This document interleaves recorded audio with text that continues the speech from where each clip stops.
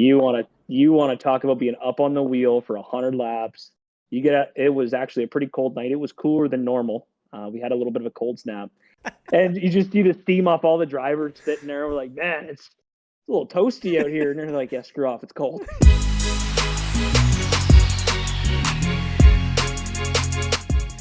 All right, everybody. Well, welcome back to another episode of Checkered Roots. My name is X-EskridgeRacing, and I appreciate you swinging by. Big news, Checkered Roots is now going to be international. That's right. It's not technically international, but I'm going to call it that. We do have a gentleman from Canada joining us this evening. So without further ado, let's introduce Mr. Nate Greenaway. And Nate, sir, how are you today? Not bad yourself, buddy. Just working in the shop. Hell yeah, man. No, I'm doing good. It's we were just talking a little bit before recording, and you were saying how hot it's been up there, and I know a lot of my Midwesterners for sure have been feeling that because it has been brutally hot here recently. Yeah, unfortunately, we got no AC in the shop, so we're doors wide open and just hoping for hoping for a cool breeze to come in. I said we had a week straight where we were 115, 112 with the humidity, and most people think being in Canada it's cold. No, unfortunately we'd get the heat just as much. So I don't mind it because it makes for a great racing season. So it's Hell another yeah, day in the man. shop for us. We sweat it out, but we have fun doing it. Yeah, dude, absolutely. Yeah, I feel that. Everybody down here feels that too. Not a lot of people have the AC in the shop, so it's more like an oven, when the wind really gets to going. But it's better than just the stale hot air, so it works. Oh, I'll take it. I know we're sitting in the shade a little bit, but there's half the times I've laid on the concrete floor changing the gear in the car, and I'm like, man, this concrete's nice and cool. I'm gonna stand here for a few minutes. There you go. Well, cool, man. Well, let's get into this a little bit. Why don't you tell everybody who you are, where you're from, what you do, what your day job is, what you race. Kind of give us a little brief synopsis of you. Yeah, absolutely. So I've been racing for a little while since I've been a kid. So 8 years old, I started with they call junior late models up here. They look like Bandoleros a little bit, but just a little bit different. But now I race in the Ontario Sportsman Series. So we actually a series that tours across the southern portion of the Ontario province. So I mean, for myself, I live half hour from Detroit. I'm a Tigers fan, so I'm not a Blue Jays fan like most people think. But yeah, we race old cast cars basically, right? So the NASCAR Canada Series, a lot of their older equipment come down to us, and we race them for pennies on the dollar compared to those guys who spend a lot of money. And yeah, I got back into racing when I got out of the army. I was in the Canadian Armed Forces for 5 years as an artilleryman. So, but I was a forward observer, so I rolled with the infantry and called in artillery shells and all that.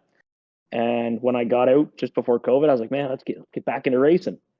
And unfortunately, the Sportsman Series wasn't running, but local dirt track, Southern Ontario Motor Speedway, or Buxton Speedway now it's known as, was about 15 minutes from my house. So we went and got a Thunderstock, which is an old Monte Carlo chassis or the old Camaros. And we ran there for a couple of years, and we finally found our way back to the asphalt, kind of more my grassroots racing. And we've just been having fun ever since, and that's kind of all we've been wanting to do is promote our partners and have a blast doing it. So Yeah, absolutely. So you're full-time racer, right? Like you don't have some other day job, full-time racer. unfortunately, I wish I do. So I work for a fuel company. I actually haul diesel exhaust fluid and gasoline, diesel with Waddick Fuels. We Nice thing is it's the company that really supports my racing. Thank God. They don't sponsor the car. They don't help me out with anything. But when I need the time off to go to a weekend event or go to a race on a Friday night or anything, they're like, yeah, get your work done. See you later. Have fun. See you on Monday. So it's really nice to have that support from the company because not a lot of businesses, support hobbies, right? Right. And being a small short track racer, it's a lot of people just like, oh, it's an expensive hobby, right? And racing is an expensive hobby, but without partners and stuff, that's how we make do. So I wish I could call myself a full time racer. I do run full time in a series, but I'm definitely not a regular every day, always in the shop being paid. Unfortunately. Sure. No, I think you're super fortunate for the company to be so supportive, and I think that a lot of people can speak for that. Is Yeah, I'd love to go run these, these series where they travel around. Like here, it'd be like the Midwest Modifieds, or they have some of the Yeah. sprint cars that run around and stuff like that. But a lot of guys, at least at the short track level, if they don't have like a massive sponsor backing, if they have full time jobs, that company might not be as supportive as it sounds like yours is. So yeah, dude, you're super fortunate for that. That's awesome. I'm happy to hear that for you. I'm definitely thankful for it. Like every time my boss will come in, hey, you got a race this weekend? No, next week, because our series runs every other week, which is kind of nice. So it's a nice gap. We're not every weekend. We're not stinking money every weekend. We have time to work on our cars, order parts, and my boss will walk in and be like, "Oh, you're all done for the day. Well, where are you heading? Shop?" And it's the only other place I go besides home. So Sure. it's and like I said, with my series itself, it's a very, very cost affordable series. Like I was saying before we started recording, was 25 grand Canadian. You can run a full season. It's 10 race season and compete for a good competitive championship with a low budget team, which is I consider myself and my teammate low budget compared to some of these guys, and we we make do with what we have. And my teammate still goes out, won a championship a couple years ago, and it shows that the small town guys and small shop guys can still do it. So it's it's nice with our series because you can do things on a budget and you can still be competitive on a budget. And that's to me what really brings the love of the sport back is a lot of guys, they want to get in, they want to go full-time racing, but it comes down to money, right? So it's without the help of partners and stuff, like I have Bunnell Farm Supplies, Rogue Meats, Affordable Framing and Son, and that's without them, honestly, I'm not hitting the track every week. So like Right. my day job pays for some stuff, gets me to point A to point B, going to the track and stuff, and thankfully our series does pay decent, so it's not horrible. Sure. Sure. So is the Sportsman series that you run, is that strictly asphalt ovals? Do you guys do like road course kind of mixed into there? Is it kind of short track ovals? What is kind of the typical track you would run, if you will? So the biggest track we do run on, it is all asphalt. They did try because the NASCAR Canada Series went to Oswego on the dirt, just the same way the Cup Series and all that went to Bristol. They tried it here. They tried it at Southern Ontario Motor Speedway. Wasn't a big success because a lot of the guys aren't dirt background guys, so they didn't really know how to set their cars up. My teammate Kevin Trevelyan gave a lot of advice to some guys because growing up around here, we went to Buxton every weekend, so we kind of knew what to look for. And but we tour around all asphalt. Largest track we go to is Delaware Speedway, which is it's a half mile. And then from there, the smallest we go is a small little quarter-mile bull ring with steep banking, and it's like we run 100-lap features. And our last race when we were at Full Throttle Motor Speedway at that bull ring, we went green to checkered 100 laps, no cautions. What? You want to talk about being up on the wheel for 100 laps. It was actually a pretty cold night. It was cooler than normal. We had a little bit of a cold snap. Everyone's wearing hoodies, toques, jackets, and I get out of that car. I'm unzipping the fire suit, and you just see the steam off. Just I'm sitting by the car, and you just see the steam off all the drivers sitting there. We're like, man, it's a little toasty out here, and they're like, yeah, screw off, it's cold. Dude, yeah, that would be intense, dude. High banking quarter mile bull ring. God, Yeah, I can't believe you didn't wreck it. no, a lot of drivers are actually scared of that track, because of the fact of it's a really high bank track. I'm gonna say you're probably in and around 28 to 30 degrees in turn 1 and 2. Turn 3 and 4 is probably a little less. You're looking at like probably 18, 20 degrees. But it's so tight because it's built back in kind of a hilly area, almost the same way Michigan is back in the Irish Hills, but it's tucked back into where when you're going into turn 1 and 2, you hit the banking, but then you have to drive uphill. So you hit the right spot at the track, and if you throttle up, it throws you back in your seat a little bit, and it shoots you back up, and you climb the hill, and then you're diving into turn 3, but you have to forget about turn 3 because turn 4 is almost a 90-degree corner. So you almost have to just forget turn 3, set up for turn 4, and if you go to throttle up and you're not pointed down the front stretch, you are going to kiss the wall. It's a guarantee. So it does scare a lot of drivers. And first time there, when I was there last year, I went for a little track walk and it scared the piss out of me. I'm like, man, what am I getting myself into here? And most fun I've ever had on the track. Dude, that sounds Hands like down, just most fun. One fun of to my favorites. watch, let alone drive. Like that sounds like so much fun to watch even. Yeah, they do. If you look it up, it's Full Throttle Motor Speedway at Varney. Um, Super small track, and if you watch it, they do a lot of different cool events there. They've done a train race, so they got 3 cars all hipped together.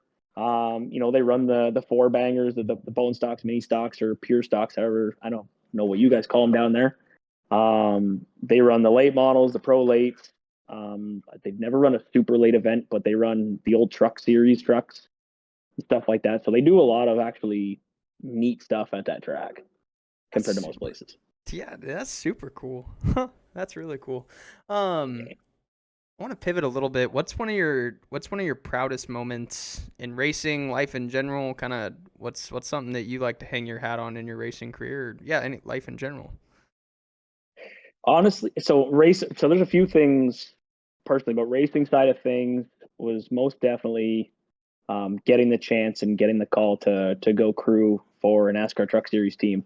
I have with Norm Benning in the six truck. Not a big team truck. Always looks for guys to help, but getting the call to go help with that was pretty sweet. Knowing I was walking down the front stretch, we were pushing the truck up for qualifying, and right then and there, a tear came to my eye, and I'm like, man, I finally made it to a show. Like, yeah, I wish I was driving as a driver, but to have that moment growing up, wanting to be a pit crew member in NASCAR if I couldn't drive, and getting that opportunity to, like I said, push down the pit road and getting to see it all, and seeing the world of racing at day, like, and everything. It was, like I said, it was tear jerking. Like, I actually teared up a bit, and then grinned, and I got to experience. I got to have the experience with my girlfriend there too, and it was a really surreal moment. Just I took the whole weekend and soaked it all in. And but for racing wise, like, I just being able to get back in a seat and racing every weekend for me is it's that little escape. Um, you talk to most drivers and, like, hey, why do you race? Why do you do what you do? Believe it or not, for at least for me, it's not the adrenaline factor. It's not any of that. It's for that half hour that you're in the car during a feature, even if it be 25 laps or it be 50 laps or 100 laps, it's so calming. You just forget about everything. Nothing else exists in the world. You just get in the car and you drive. And to me, when I get that sensation every other week, that's for me. I was like, you know what, I can hang my hat saying, you know what, I am a semi-professional race car driver in Canada, and it's just nice knowing that we have a fan backing and people actually go out and want to watch you and see you and kids want your autographs, and that, to me, just when I get to see smiles on other people's faces for my hobby, I'm happy. Yeah, and that you and you've heard me talking about it before, and you and I were even talking about it before we started recording, where that family aspect, that Mm-hmm. community, the all of it with motorsports, dude. It's beautiful. I mean, it it's it just makes beautiful. racing worth it, and it really does. And like I said, you can go to, you're gonna get the odd teams where they're not going to help the small time guys, because it's like, hey, what are you running for tire pressures? Like, I need some guidance here. What are you running for stagger? Like, I need some guidance. And they're like, no, we don't share notes. And there are people like that up here too. Canadians are not all nice sometimes. Um, that goes out the window on a racetrack, because we're just as rough up here. And but you go down the pits, like, I know there's been guys that have come to my pit and like, hey, my coil went bad. You got another one? It's like, hey man, here you go. They're like, how much you want for it? I'm like, dude, either give it, if you break it, replace it. If not, give it back to me at the end of the season. Right. Like, if it were, or when you replace it, give it back to me. Like, I'm not hurting for it. And guys help me out. Like, I'm super thankful that our past series champion Kevin Trevelyan took me under his wing, and we now start off together, and we compare notes, everything. And another series champion, Corey McAllister, he's like, I want you to be fast. Bring your car to my shop. I'm going to do a full setup day with you. I'm going to walk you through everything with these cars, because a lot of these cars were newer for me. And he's like, I want you to be fast. And he's like, just get up here. You can spend the night. I don't care. You can stay at my place. We'll drink some beer. if you want to head home, we'll go for food. And he's like, I got you. He gave me a bunch of used tires that, for being a low budget guy, tires are expensive. $300 a tire for a new tire for me. And to have tires that are one race old, that's a gold mine for me. Right. So it's guys like that and that want to help, that just makes racing feel like a family again, where you can just, you can go to a pit and just talk it out with the guys, shop talk. And like I said, most guys are going to open their book up for you and go, hey, what can we do? How can we help? Right. Well, sure. And that. Oh, go ahead. Keep going. And it brings that love back to racing. Right. So, and like you would know.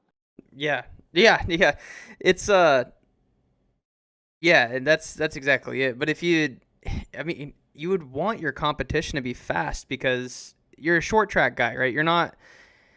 It's not like you're racing for tens and tens of thousands of dollars. You're there for a hobby. You're there to do it for fun. You're there to be with your friends and with your community. But to me, it would make sense that you would want to help people, because the better of a show you can put on, the more fans you're going to attract, the more you're going to attract people to the sport, the more you're going to retain people that want to keep coming back to see it.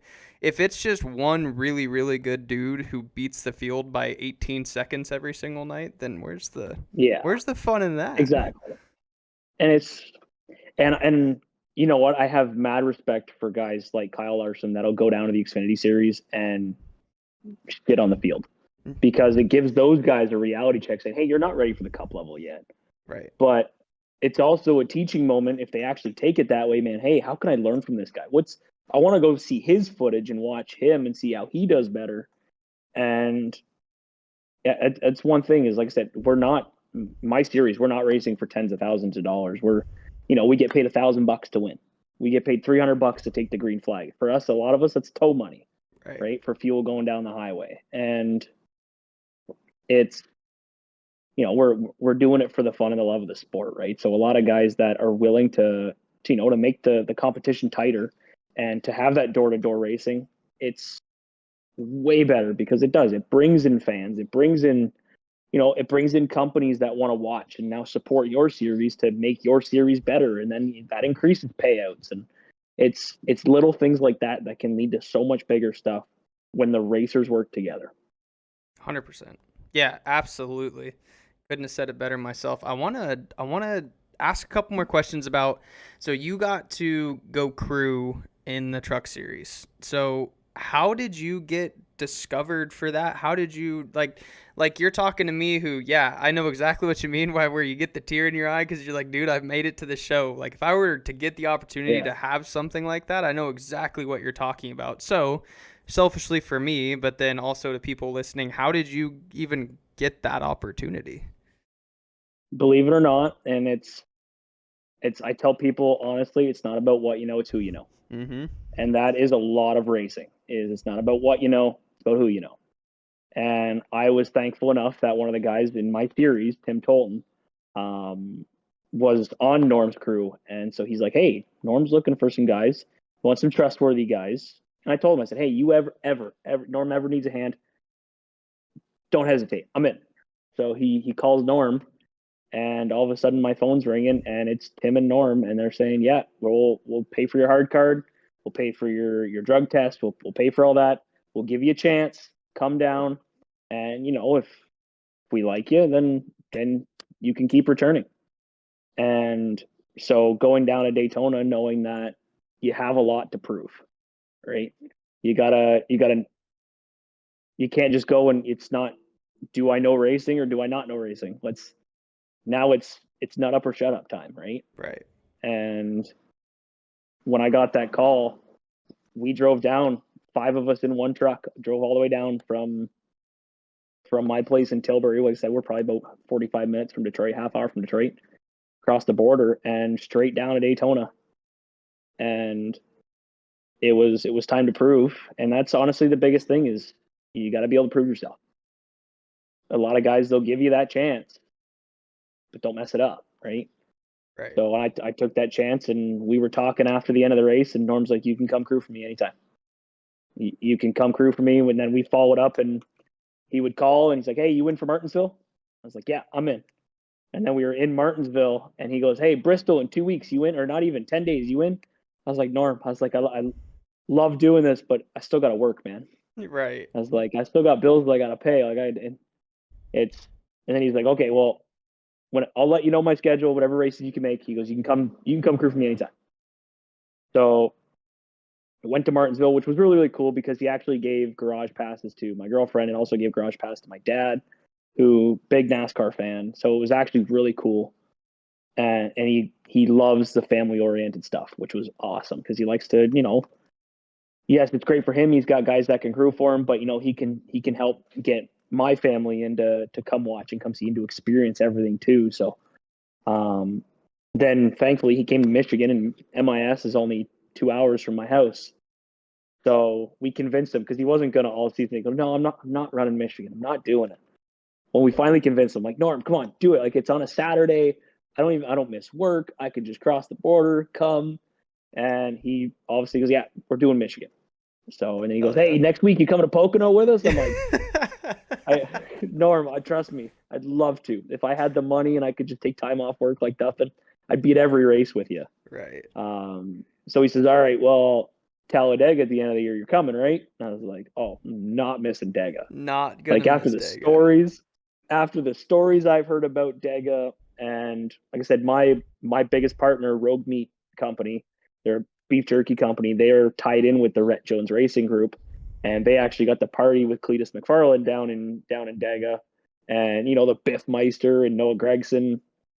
And once I seen that, they told me stories. He goes, "Man, you get a chance to go to Dega, you're partying on Dega Boulevard. Like, you're going for the weekend." Yes. So Norm's like, "Yeah, you're coming, right?" And I was like, "I'm not missing Dega, Yes. 100%." I was like, "I'm not missing it." Yeah, there's a couple of those tracks for me that are just like bucket list tracks like that. And Dega is at the top of the list after seeing what Dega Boulevard was, dude. But then Yeah. you also get Bristol Night Race just for the energy of it, or obviously the Daytona 500. That'd be really cool. But all these tracks just for the excitement of it. So when you say you can't miss Dega, I can't. Yeah, absolutely, you cannot miss Dega.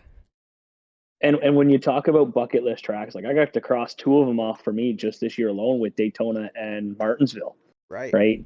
Getting to see Daytona and then getting to stand on the front stretch at Martinsville, on the paperclip and walking that track and seeing how tight it is. Like, it's insane. And then, believe it or not, actually, one bucket list for me as a racer and a spectator is the Snowball Derby. Always been a bucket list thing for me is going down to watch it, see how it is. Like, a lot of Canadian guys head down there. I know Brandon Watson's gone down, Trayton Lapsevich has gone down, Kyle Steckley's gone down, Glenn Stiers, a bunch of Canadian guys have gone down to do the Snowball Snowflake, and I want to watch it. And then I eventually, one time in my life, it'd either be the Snowball or Snowflake. I don't care. I got to run it. Gotta do I it. got to find a late model, and I got to do it. Like, Gotta do it.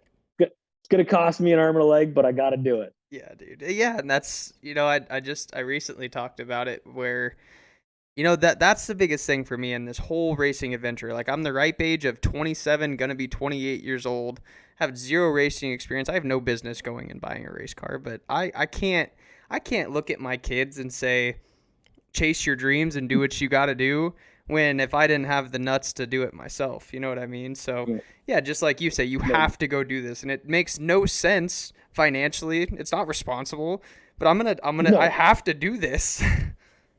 yeah. And the thankful thing is the support from the family has been tremendous. My dad has always stood behind me for anything racing, from buying me my first race car, buying me my first fire suit and gloves, to, and same thing with my mom as well. But and then now being in a relationship with my girlfriend that I made a race fan out of her, and now I think she's a bigger race fan than me. Like, we were coming home today we were up in Grand Bend, just at a market, and we were just kind of spending the day together. And she's all of a sudden I look over and she's got the Chicago street race on her phone, checking stats. I'm like, "What are you doing?" She goes, "Oh, Gregson's here. This person's here. Byron's here. SVG's leading." I'm like, pull up Right. my phone. I was like, "Man," I was like, "You're checking this more than I am." And she became a big Noah Gregson fan because Noah, when he was suspended from NASCAR for a bit, he actually came up and raced for Rhett Jones up in Canada and ran a couple of events. Well, I actually got to meet Noah, and then so did she, and she became a big Noah Gragson fan. Well, now Noah comes up here every once in a while to Canada, over to Terry Jones's place up here, and like I said, my partners were over drinking with him just last week because Noah was a big golf fan, and the PGA Tour was in Detroit. Um, so it's kind of cool that like how small the racing world is from small time to Cup Series. Right. Like in reality, like I'm partnered up with somebody that has, talked and potentially looking into sponsoring a cup ride with Noah Gragson, and to have that ties is like it's really cool knowing you're coming from a small shop, right? So having the backing of small local businesses, family, to get to race means everything, right? So the one thing I always tell new drivers coming in is don't take anything for granted. Take if you're a new driver coming in and a company says, "Hey, I'll give you a couple $100." Take it, right? Advertise the living hell out of them. For me, I always pride myself, no partner is too big or too small. Obviously, other partners contribute more than a lot of others, right? But I don't push anybody harder any differently. I will to someone that gives me a couple $100 to someone that gives me a few $1,000. If I believe in your company, believe in your product, or believe in you as a person, and you're on my car, you're with me. Like I'm gonna push you no matter what. I'm not going anywhere else. I'm gonna shop at your business. I don't care how much your product costs. It's getting that out there is the biggest thing. Is just don't take anything for granted. Sure. And know where you started, right? Knowing where you start is the love of the battle. Like there's a TikTok out there of Rogue Meat Company. We went out and we just hucked a bunch of beef jerky into the crowd at Sauble Beach when we were there last week. And like I said, getting to see the smiles on fans' faces. Don't ever lose sight in that, because it's fans that are going to keep you coming back, and that's what's gonna pay for your racing in reality, right? Whether it be a little four banger to pro late models, right? Having fan support, family support is everything.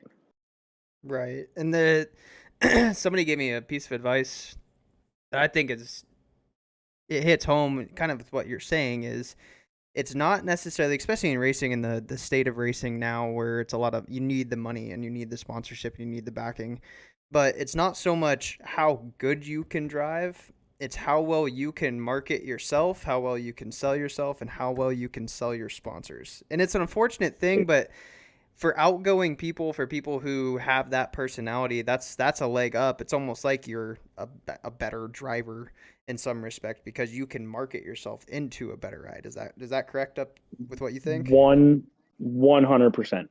Like I am, to me, and like my teammate is a front running car all week. Every week, week in, week out, my teammate is normally a front running car. He has a hard time marketing himself. Great person, great guy, super knowledgeable, has been running for years, but has a hard time marketing himself. He actually relies on help from other people, and I'm a mid pack running car, right? With being a low budget team, and trying to keep up with a lot of the quicker guys that can afford the new tires and stuff, and I get pulled aside at tracks saying, "Hey man, keep up what you're doing." Like it's the marketing nowadays is everything. How you can market yourself, how just don't be afraid to talk to people.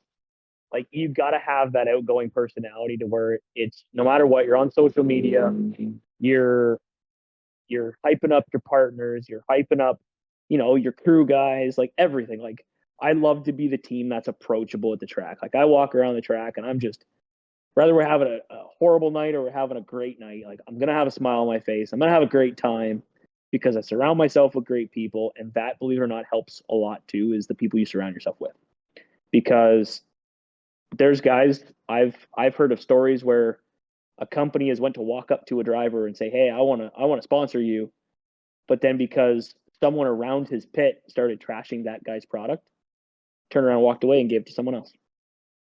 Right? So people that surround yourself, and I tell my crew guys, you got opinions about a company, Don't tell me in the truck. Yeah. Tell me in the truck. Tell me at the shop. we can shop talk all day long. If you got something that you want to voice, tell me at the shop. When we're at the racetrack, whoever's on our car, anybody around us, let's be the team that's approachable. Because at the end of the day, when you're approachable, people want to approach you and they want to actually help you. Rather it be simple as, setup notes, or it be money, or hey, I want to give you this ride. Like, I want you to go drive my car because you're good at promoting yourself. So it's, again, it comes down to, like I said before, it's not about what you know anymore. It's about who you know and being able to market yourself and push yourself. Because I actually took a word of advice, not really a word of advice, but I took a kind of a page out of Anthony Alfredo's book. Is he did a lot of videos. He doesn't just post pictures, he does videos. He grabs his phone and he records himself. If he's having a bad race, you can see it in his face. You can hear it in his voice. That's what people want to hear. They don't want to just see a picture of your car, see you with your car and go, hey, look, selfie. Yeah, right. They want to hear it. And that's where I started doing is I started taking shop videos. I started taking, if I'm out in public and, I'm at an event, I'll take a video and say, hey, come down, check us out.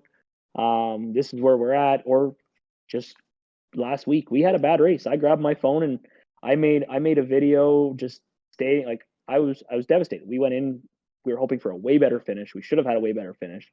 Car just wasn't there. And the comments back from that was, love the positivity even though things don't go well. Keep grinding, keep digging. Like, people want to hear not the negative, but the bad. They love to see the good, but nobody gets to see the bad and how you bounce back from it, right? So if you, like yourself, you're getting to racing, you find a way in and you have an off night, share that. Don't be afraid to share it, because people want to see, like, we're human, right? We don't win everything. We're human. So people want to feel what you feel, right? If you're having a bad night, share it. Right. And it actually makes recovering from it a lot better, because knowing that people are coming and going, hey, seen your video. Hey, you know what? Just keep grinding. You got this. Like, and you do get some positive feedback from it. And like I said, people love to see it because they don't just want to see, hey, we finished second. Or, great job from the team, great job from the car, and on to the next one. Right. Well, great, but why did you have that, or right? So Sure. It makes you more relatable if you can share those yes. bad experiences. Makes it, the social media relationships that you see where it's like it's all sunshines and rainbows. That's not relatable, and people will see through the bullshit at No. some point, and people will be like, yeah, Exactly. yeah, I'd choose the guy who tells me that his car was a piece of shit tonight because I fucked this up, and over the guy who Yeah, says, I do the setup myself, right, and it wasn't there, and I was like, sorry boys, like, my fault. I should have found a way. right, I maybe should have freed up the car, take some wedge out of it. Like, I at the end of the night, I like my guys to be happy. I like to take care of my guys as much as possible. They show up week in, week out to help me out, and my spotter's one of them, Robbie Vrabel, hands down one of, like, big eye racer. Like I said, he used to run on Anthony Alfredo's team with the Lockdown Racing boys.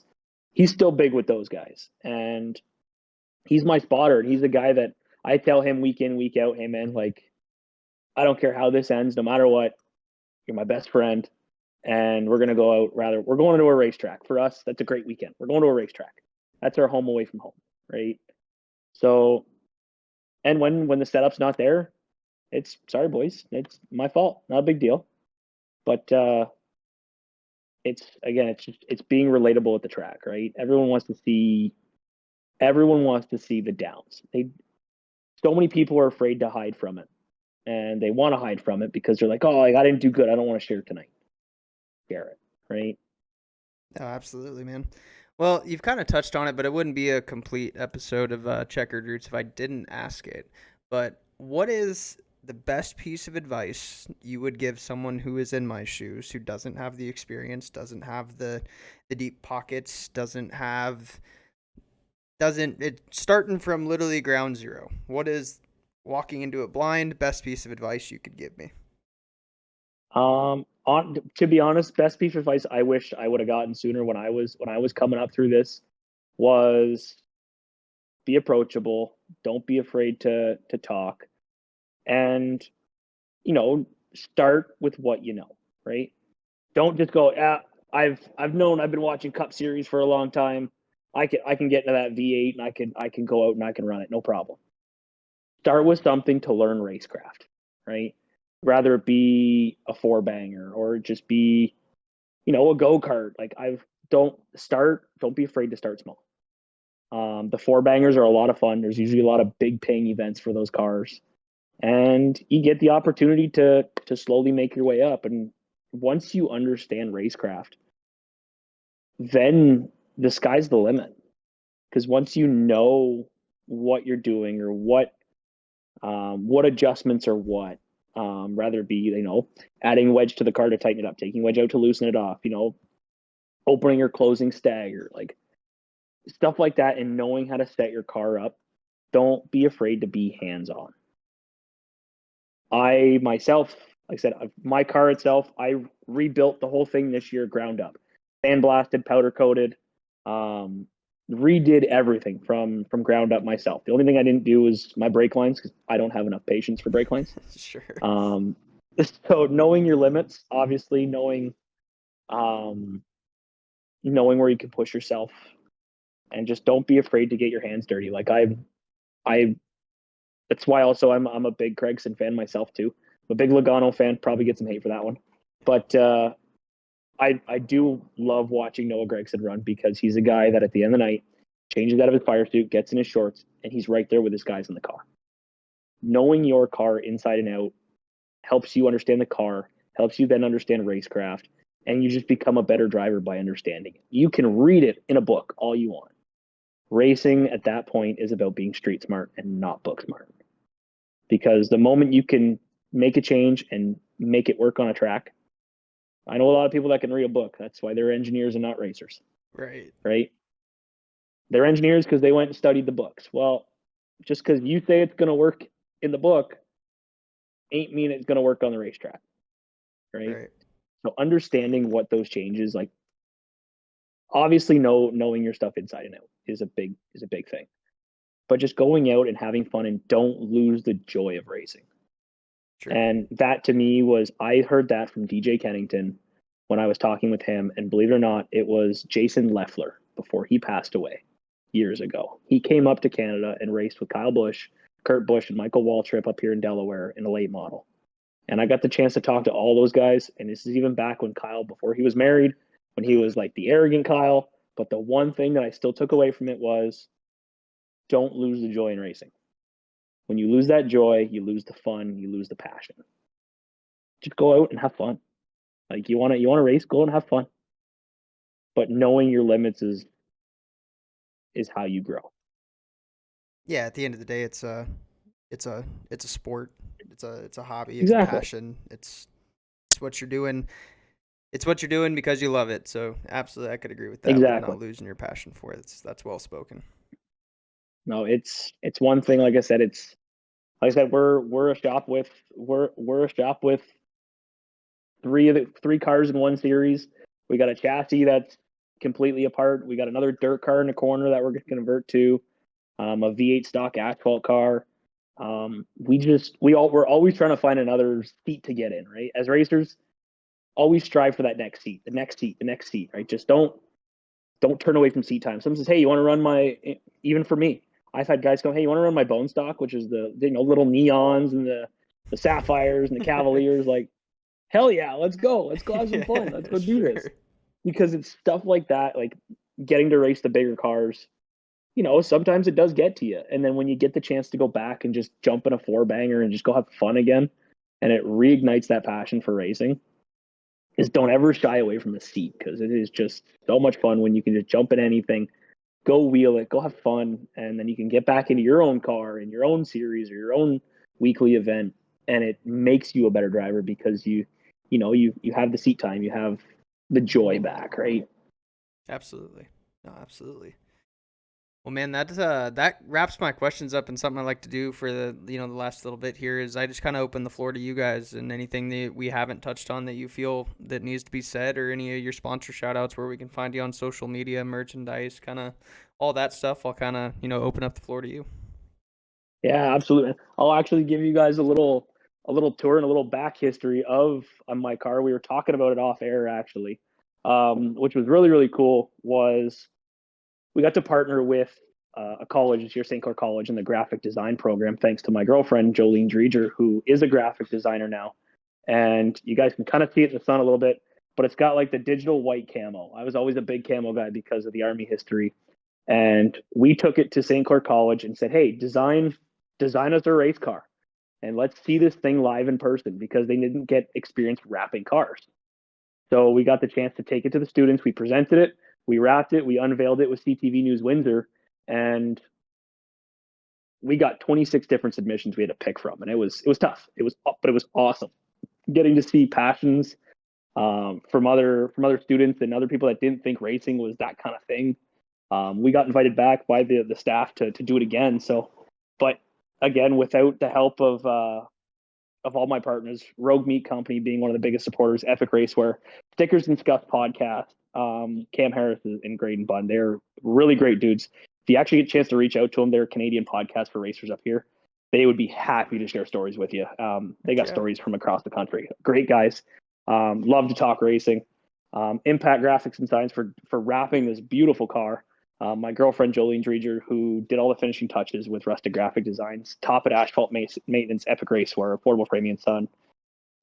The list goes on and on from the support. It's like I said, it's insane. And we actually did secure WD-40 Canada this year. They hooked us up with a bunch of product. So all the back shelf is all WD-40, which is pretty wicked. Thanks to Sherry. But electric DJ circuits, JP Smitty sauce, Country Road Towing and Glass, like it's the Bunnell Farm Supplies. The list it goes on, and it's because of all those people that support myself and racing. It just makes it so much fun that I get to do my passion and wheel and represent so many great companies. And like I said, don't ever lose sight of who you are as a racer, because who you are as a racer is how you get more partners and being personable. So the one big word of advice that I always give to anybody new is, again, be personable, have fun, enjoy it.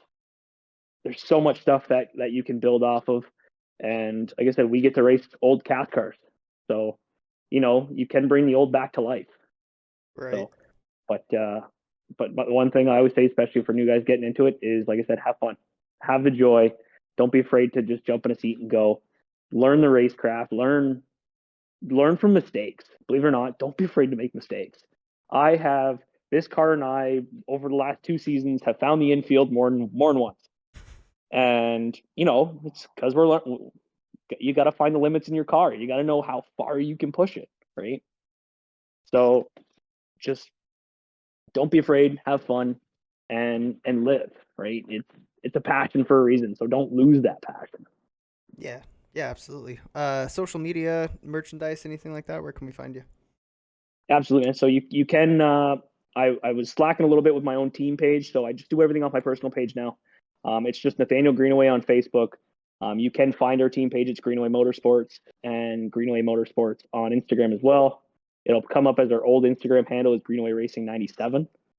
And on TikTok, n.greener 93, if I'm not mistaken, or it's just n.greener. But Nathaniel Greenaway, you can find me on TikTok. And we're always trying to post new stuff. We always want to be interactive with our fans and new people. So unfortunately, no merch yet. We're still working on that. We were working with Epic Racewear, so we're a little slow just getting that out the door. We're still kind of in the designing phase.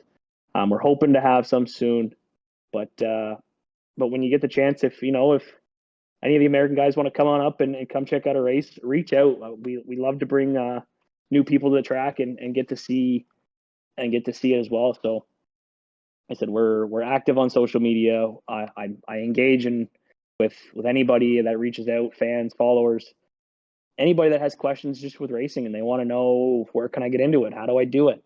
I answer just about everything. If you're going to give a negative comment, I'm going to read it, I'll respond to you, and then you're probably going to get blocked Yeah. because we don't want the negativity. if it's something negative where you want to bash my partners, you know, I'll take it, I'll screenshot it, and I'll tell my partners, hey, heads up, you're just this person's giving you negative reviews, just so you know. I'm always open to talk shop. Anybody that wants to reach out, feel free, please. Like I love racing. I love to get kids involved in racing. I'll put anybody in my seat that wants to just sit in the seat and feel it, see what it's like to sit in a race car, because not a lot of people get that opportunity. Right. So if you're ever up in the Canadian way, come say hi. Like I said, I'm always down south. I'll be in Talladega. So if you see that 6-truck Norm Benning, just know I'm down there in the pits. And if you want to come say hi, feel free, reach out, come say hi. We're always open to talk. So.